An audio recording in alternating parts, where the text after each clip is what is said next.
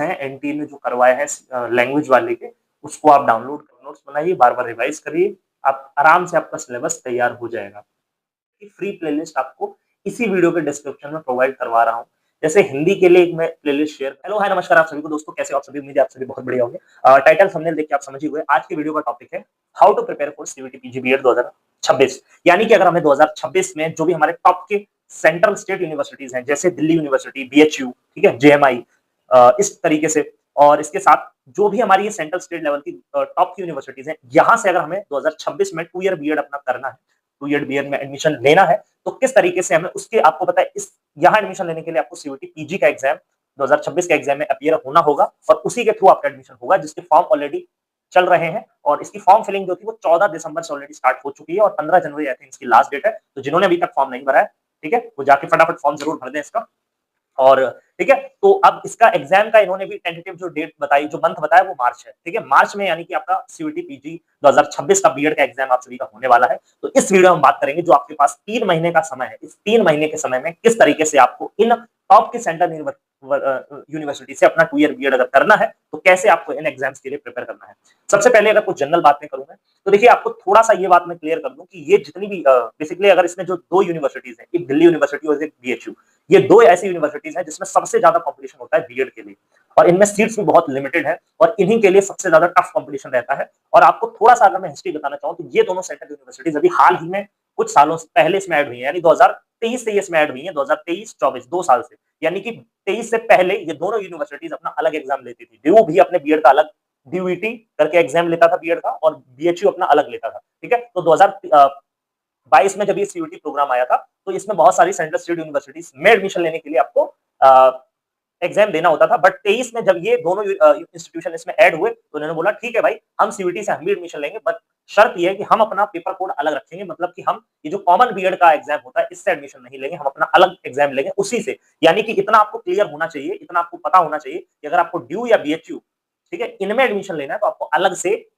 BEd के paper code में appear होना होगा। जैसे आप, इन्होंने क्या कर दिया, जैसे आपको ह्यूमैनिटीज मतलब जैसे कि मान लेते हैं आपको लैंग्वेज में एडमिशन लेना है, हिंदी, इंग्लिश, संस्कृत, ठीक है, इस पेडागोजी में एडमिशन लेने के लिए सीओक्यूपी 05 का एग्जाम देना होगा। सोशल साइंस के लिए सीओक्यूपी 04, ऐसे करके साइंस, मैथ्स और अलग अलग वेरियस पेडागोजी के लिए आपको वो पर्टिकुलर फॉर्म में भरना होगा। उसके बाद आपका एग्जाम होगा। जब आपका एग्जाम हो जाएगा, उसके बाद एक स्कोर कार्ड आएगा। स्कोर कार्ड के बेसिस पे ड्यू और बीएचयू ये दोनों अपनी काउंसलिंग करेंगे सीएसएस पोर्टल, ठीक है, और वहां पर ये अपनी कट ऑफ जारी करेंगे। अगर उतना आपका स्कोर होगा, तब जाके आपका एडमिशन होगा, काउंसलिंग वगैरह होकर आपको एडमिशन मिलेगा।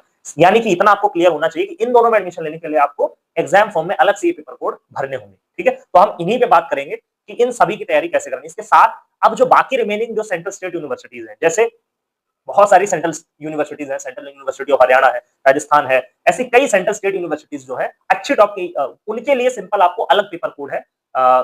उसका एग्जैक्ट पेपर कोड अभी मुझे ध्यान नहीं है, वो नॉर्मल बीएड के लिए है। उससे वो लोग अपना, मतलब कि उस एग्जाम को देखिए, जो स्कोर कार्ड आएगा उसके बेसिस पे आपको वहां एडमिशन होगा। ठीक है, तो ये बात आपको डिफरेंस क्लियर होना चाहिए। उम्मीद है आपको ये चीजें पता होंगी।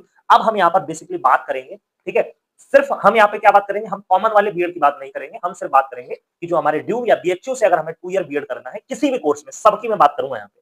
ठीक है, सभी की बात करूंगा, चाहे लैंग्वेज वाला पेडागोजी हो, सोशल साइंस हो, साइंस हो, मैथमेटिक्स हो, इन सभी सब्जेक्ट्स के लिए आपको कैसे प्रिपेयर करना है, इस पर हम बात करेंगे। अब सवाल ये उठता है कि जो कॉमन वाला बीएड है उसके लिए कैसे प्रिपेयर करना है। कॉमन वाले के जो कॉमन हमारा बीएड है उसके लिए कैसे प्रिपेयर करना है, वो एक अलग सेपरेट वीडियो मैं आपको बना दूं, क्योंकि ये वीडियो फिर बहुत लंबी हो जाएगी। ठीक है, इसमें सिर्फ हम बात करेंगे, उम्मीद आपको क्लियर हो गया होगा कि इन दोनों इंस्टीट्यूशन ड्यू और बीएचयू में अगर हमें लैंग्वेज में, सोशल साइंस में, साइंस में, मैथ्स में, एक्सेट्रा जितने भी ये अलग पेपर्स हैं, इनके लिए अगर प्रिपेयर करना है तो हमें कैसे करना हो। ज्यादातर लोग इसी के लिए प्रिपेयर करते हैं, इसके लिए कैसे प्रिपेयर करना है उस पर बात करेंगे। उसकी एक अलग सेपरेट वीडियो आ जाएगी कॉमन बीएड वाली। ठीक है, तो देखिए सबसे पहले हम बात करते हैं इसके एग्जाम पैटर्न को। आप सभी, मुझे उम्मीद है कि आप सभी ने इसके एग्जाम पैटर्न से आप सभी रूबरू होंगे, क्लियर होगा आप सभी को एग्जाम पैटर्न क्या है। बेसिकली पहले के एग्जाम पैटर्न में क्या था कि 100 मार्क्स का पेपर होता था, जिसमें से 25 मार्क्स का कॉमन एरिया होता था, 75 जो 75 मार्क्स है वो अपने डोमेन से होता था। यानी कि मान लेते हैं अगर कोई लैंग्वेज वाला जा रहा है, तो चाहे लैंग्वेज वाला हो, साइंस वाला हो, सोशल साइंस वाला हो, सभी के लिए 25 मार्क्स का जो कॉमन वाला एरिया है वो सेम रहता था। इस कॉमन में क्या आता था, इसमें जनरल इंग्लिश, ठीक है, general English, Hindi, reasoning, GS, ऐसे कुछ मिक्स क्वेश्चन 25 होते थे, जो कि इजी ही होते थे, थोड़े से जीके के क्वेश्चन अच्छे थे। ठीक है, ये 25 मार्क्स का रहता था। और 75 मार्क्स का जो आपका पार्ट है, जैसे लैंग्वेज वाला है, तो लैंग्वेज में हिंदी, इंग्लिश, संस्कृत तीनों आते थे।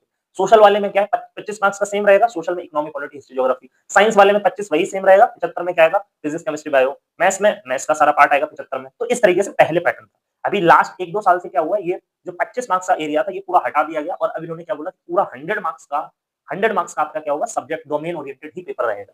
यानी कि अब ये हो सकता है किसी के लिए फायदा हो नुकसान हो, ठीक है। इसके अब यहाँ पे हम बात कर लेते हैं कि ये जो 100 मार्क्स है, यानी आपको क्लियर होगा कि ये आपका पूरा डोमेन 100 मार्क्स का है।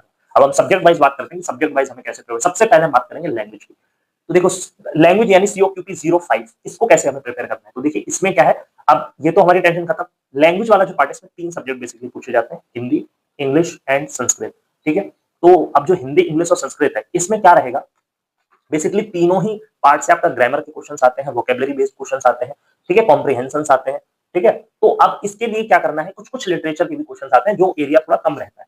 तो इसके लिए आपको क्या करना है, कहां से आपको तैयार करना है उसकी बात कर लेते हैं, ठीक है। तो ये जो 3 पार्ट इसको कैसे तैयार करें। अब देखिए सबसे पहला ये होगा कि क्या हमें कोई बैच लेना चाहिए। देखिए बैच मैं लोगों को रेकमेंड नहीं करता। अगर आपको लगता है कि आपके पास पैसा है, आप अफोर्ड कर सकते हो, आपको लग रहा है कोई बैच का आप डेमो देखिए, अगर आपको लग रहा है आप रेलेवेंट है तो आप ले सकते हैं, बट मैं रेकमेंड नहीं करता बैच को, कोई जरूरत नहीं है, फ्री में आपको सब कुछ यूट्यूब पे मिल जाएगा, ठीक है। क्या कोई बेस्ट बुक आती है, तो देखिए बुक मैं सजेस्ट कर सकता हूँ। अगर मैं बेस्ट बुक की बात करूँ, अगर आप बुक से प्रिपेयर करने में प्रेफर करते हो किताबों को, तो हिंदी के लिए आप लूसेंट हिंदी की बुक ले सकते हो। वहां से आपके जितने सिलेबस के टॉपिक्स हैं वो आप कवर कर लो, उसमें कुछ सब्जेक्ट कॉन्सेप्ट भी होता है, कुछ प्रैक्टिस के लिए भी क्वेश्चन, अच्छी बुक है, ठीक है। इंग्लिश के लिए आप नीतू मैम की एक बुक आती है, ठीक है, वो भी ले सकते हो, उसमें भी ग्रामर का पार्ट उतना आपका अच्छे से कवर हो जाएगा, ठीक है। और इसके अलावा संस्कृत के लिए कोई स्पेसिफिक ऐसी बुक नहीं है जो मैं रेकमेंड करना चाहूंगा, ठीक है। बट अगर मैं यहाँ पे बात करूं कि आपको, ये तो हो गया बुक से, बट अगर हमें बुक भी अगर आप मान लो नहीं लेना चाहते हो तो कैसे प्रिपेयर करें, तो आपके लिए मैं क्या करूंगा, तीनों सब्जेक्ट की फ्री प्लेलिस्ट आपको इसी वीडियो के डिस्क्रिप्शन में प्रोवाइड करवा रहा हूँ। जैसे हिंदी के लिए मैं प्लेलिस्ट शेयर करूंगा, उसमें सारा हिंदी का ग्रामर है, वहां से आप क्या करो, बस उन वीडियोस को देख लो, उसके शॉर्ट नोट्स बना लो, आपका काम हो जाएगा। इंग्लिश के लिए भी एक प्लेलिस्ट शेयर कर दूंगा, फ्री में मिल जाएगी आपको, वहां से अपने टॉपिक्स तैयार करो, रिवाइज करो, शॉर्ट नोट्स जरूर बनाओ। संस्कृत के लिए भी एक सिंपल सी प्लेलिस्ट दे दूंगा जहां से आपको पूरा संस्कृत नहीं पढ़ना है। अब आप में से बहुत से होंगे जो हिंदी के हैं, उनके लिए इंग्लिश संस्कृत टफ होगी, जो संस्कृत वाला है उसके लिए इंग्लिश हिंदी, ठीक है। बट एडवांटेज किसको मिल जाता है, जो हिंदी वाला है उसकी संस्कृत भी थोड़ी बहुत ठीक होती है, इंग्लिश में दिक्कत होगी, संस्कृत वाले की हिंदी ठीक होगी, इंग्लिश में दिक्कत होगी, इंग्लिश वाले के लिए थोड़ी ज्यादा दिक्कत है, उसको हिंदी और संस्कृत दोनों पढ़नी है ना। तो कहीं ना कहीं वो, अब जो भी है उन मतलब, बट इंग्लिश वालों को थोड़ी मशक्कत ज्यादा करनी पड़ेगी डेफिनेटली। तो संस्कृत के लिए भी मैं एक प्लेलिस्ट शेयर कर दूंगा, वहां से आप चेक कर लीजिए, ठीक है। और इन प्लेलिस्ट को आप देखिए, इनके शॉर्ट नोट्स बनाइए, बार बार रिवाइज करिए, आप आराम से आपका सिलेबस तैयार हो जाएगा, ठीक है। तो वही बात, बैच जरूरी नहीं, बिल्कुल जरूरी नहीं। अगर आपको लगता है कोई डेमो देखिए, अगर आपको लग रहा है कोई टीचर ठीक ठाक, हम बहुत ज्यादा महंगा बैच अगर आप नहीं अफोर्ड कर पा रहे हो तो मैं रिकमेंड नहीं करता।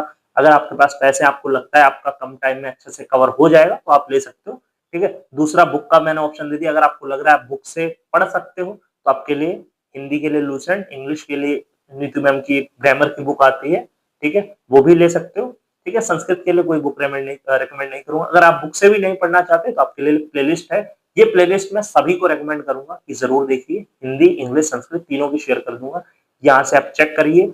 ये जो जो आपके सिलेबस के टॉपिक्स हैं उनको आप कवर करिए, उसके शॉर्ट नोट्स बना लो, रिवाइज कर लो, बस इससे बाहर कुछ नहीं आता, ठीक है। और इसके साथ आपको एक काम और करना है कि आप प्रीवियस ईयर पेपर्स जरूर चेक करने हैं।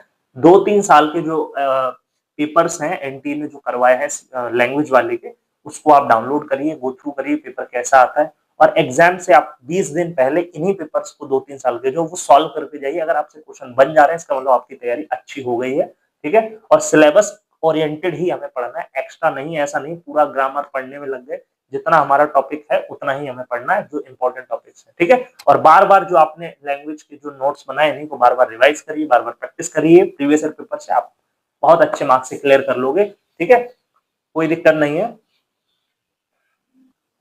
उम्मीद है वीडियो आपको अच्छी लगी होगी। अब रह गया बाकी के जो सब्जेक्ट्स हैं, जैसे सोशल साइंस है, साइंस है, मैथमेटिक्स है, या कॉमन बीएड है, इसके लिए मैं अलग सेपरेट वीडियो बनाऊंगा, तो 2-3 पार्ट्स में, ठीक है, ज्यादा वीडियो लंबी ना हो, तो उसके लिए आप वेट करिए। वीडियो अच्छी लगी तो वीडियो को लाइक करें, चैनल को सब्सक्राइब करें, ताकि सारी सीयूटी 2026 से जुड़ी अपडेट्स आपको मिलती रहे, ठीक है। और कोई क्वेश्चन रह गया हो कमेंट करिए, टेलीग्राम को जरूर ज्वाइन करें, और डिस्क्रिप्शन में ये प्लेलिस्ट है, जाके फटाफट अपनी प्रिपरेशन शुरू करिए। ऑल द बेस्ट, जय हिंद।